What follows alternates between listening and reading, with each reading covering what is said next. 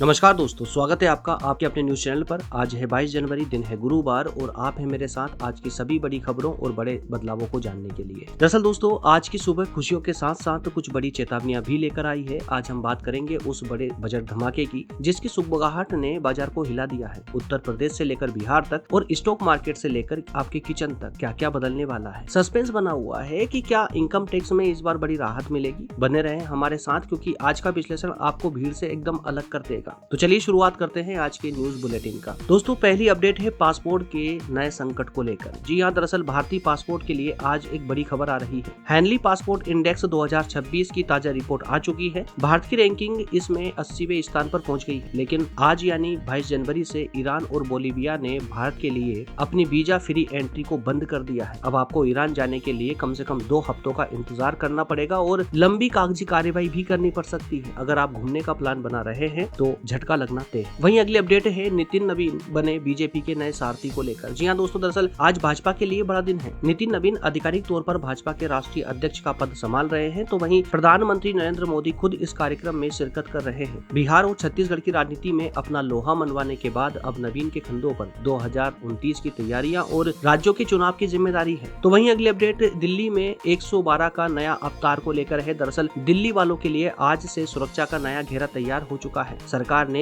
112 यानी 112 emergency number का 2.0 framework लागू कर दिया है। अब पुलिस, एम्बुलेंस और फायर ब्रिगेड की लोकेशन आपके फोन पर स्विगी, जोमेटो की तरह ही ट्रैक होगी। आज से दिल्ली की सड़कों पर रिस्पांस टाइम 10 मिनट से भी कम करने का लक्ष्य रखा गया है। तो वहीं अगली अपडेट यूपी के मुरादाबाद में उड़ीसा 2026 के आगाज को लेकर के है। दरअसल उत्तर प्रदेश के मुरादाबाद में आज से उड़ीसा 2026 साहित्य उत्सव शुरू हो रहा है। 5 दिनों तक चलने वाले इस मेले में देश भर के दिग्गज लेखक और कलाकार जुट रहे हैं। पीतल नगरी को अब साहित्य की नगरी बनाने की तैयारी में लगे हुए हैं। अगर आप आसपास हैं तो ये कल्चरल डोज मिस मत कीजिए। तो वहीं अगली अपडेट है बिहार से, जहां उद्योगों के लिए एमनेस्टी का आखिरी मौका है आज। दरअसल बिहार सरकार ने एमनेस्टी पॉलिसी को आज विस्तार दे दिया है। बंद पड़ी यूनिट्स और जमीन के विवादों को सुलझाने का आज आखिरी मौका हो सकता है। नीतीश सरकार का लक्ष्य है कि पलायन रुके और बिहार में ही रोजगार के अवसर अब बढ़ने लगे ना। तो वहीं अगली अपडेट आ रही है मध्य प्रदेश से, जहां गैस त्रासदी के स्मारक को लेकर के बड़ा ऐलान किया गया। मुख्यमंत्री मोहन यादव आज भोपाल गैस त्रासदी स्थल पर एक भव्य स्मारक बनाने की नींव के संबंध में बड़ा अपडेट दे रहे हैं। सालों से पेंडिंग इस प्रोजेक्ट को अब स्मृति और शिक्षा के केंद्र के रूप में विकसित किया जाएगा। राजस्थान में ग्रीन क्रेडिट और व्हीकल स्क्रैपिंग के धमाके को लेकर अगली अपडेट है। दरअसल राजस्थान सरकार आज से नई व्हीकल स्क्रैपिंग पॉलिसी 2025 के तहत पुराने वाहनों पर भारी छूट दे रही है। साथ ही प्रदूषण कम करने के लिए ग्रीन क्रेडिट नीति की जमीन स्तर पर लागू की जा रही है। राजस्थान अब पर्यावरण के मामले में देश का लीडर बनने की तैयारी में है।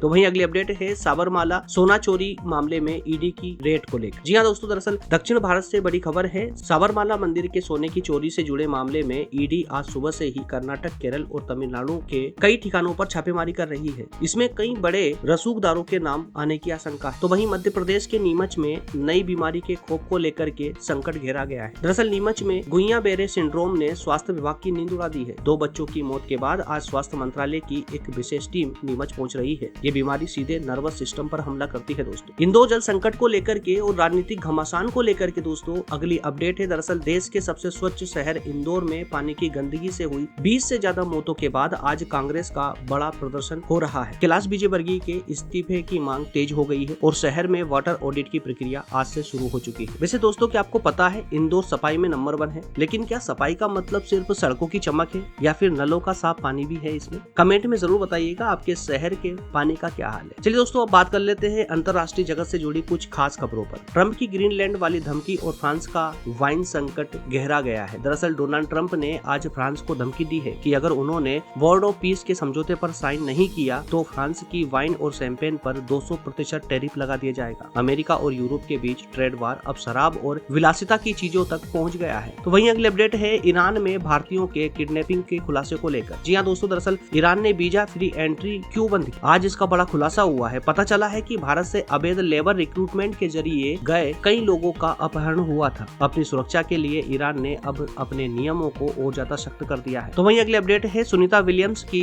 रिटायरमेंट को लेकर। दरअसल अंतरिक्ष जगत से जुड़ी खबर, दिग्गज एस्ट्रोनॉट सुनीता विलियम्स ने आज औपचारिक रूप से रिटायरमेंट का ऐलान कर दिया है। भारतीय मूल की इस बेटी ने अंतरिक्ष में जो रिकॉर्ड बनाए हैं वो आने वाली पीढ़ियों को प्रेरित करते रहेंगे। अगली अपडेट है न्यूजीलैंड की भारत में ऐतिहासिक जीत के जश्न को लेकर। दरअसल न्यूजीलैंड की टीम ने भारत में पहली बार वनडे सीरीज जीतकर इतिहास रच दिया है। आज उनकी टीम अगले T20 मैच के लिए रायपुर पहुंच रही है। भारतीय टीम अभी दबाव में चल रही है। दोस्तों, खबरों का सिलसिला जारी रहेगा, लेकिन फिलहाल वक्त हो चला है मौसम की अपडेट को जानने का। जी हाँ दोस्तों, दरअसल आज उत्तर भारत में कुदरत का दोहरा प्रहार देखने को मिल रहा है, जहां दिल्ली NCR, पंजाब, हरियाणा और पश्चिमी उत्तर प्रदेश में घने से अत्यधिक घने कोहरे के कारण येलो अलर्ट जारी किया गया है, जिससे सुबह के समय विजिबिलिटी 0 से 50 मीटर तक रह सकती है और यातायात पर इसका सीधा असर पड़ेगा, है ना। तो एक तरफ जहां राजस्थान के ऊपर बने चक्रवाती सिस्टम के प्रभाव से आज रात दिल्ली और आसपास के मैदानी इलाकों में हल्की बूंदाबांदी की संभावना है, वहीं दूसरी ओर जम्मू कश्मीर, लद्दाख और हिमाचल के ऊंचाई वाले इलाकों में भारी बर्फबारी का नया दौर शुरू हो चुका है, जिससे तापमान में भारी गिरावट दर्ज की गई है। दक्षिण भारत में मौसम सामान्य बना हुआ है, लेकिन उत्तर भारत के मैदानी इलाकों में कोहरे और आने वाली बारिश के कारण गलन वाली ठंड और ज्यादा बढ़ने वाली है, इसलिए यात्रा करने वालों को विशेष सावधानी बरतने की सलाह दी। तो दोस्तों, ये थी आज यानी कि 22 जनवरी की सबसे बड़ी कवरेज। सोने की बढ़ती कीमतों हो या पासपोर्ट का नया संकट, हमने आपको हर अपडेट से रूबरू कराया है। अगर आपको हमारी ये मेहनत और न्यूज देने का अंदाज पसंद आया तो चैनल को सब्सक्राइब करके बेल आइकन जरूर दबा लें और हाँ, वीडियो को लाइक जरूर कर दें। सुरक्षित रहे, कोहरे में गाड़ी ध्यान से चलाएं। मिलेंगे कल इसी समय इसी चैनल पर। जय हिंद।